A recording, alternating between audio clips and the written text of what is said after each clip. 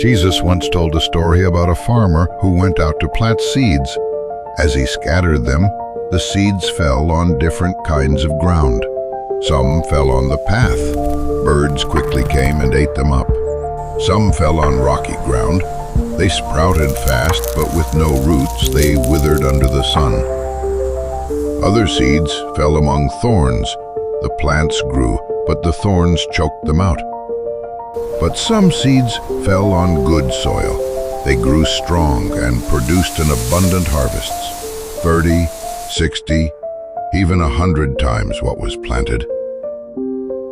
Jesus explained, the seed is the word of God.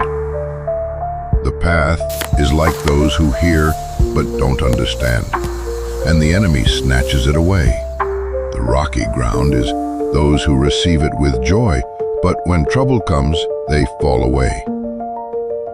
The thorns are like the worries and distractions of life that choke the message. But the good soil, that's the person who hears God's word, understands it, and lives it. And their life bears lasting fruit. The parable of the sower reminds us, the condition of your heart determines how God's word grows within you.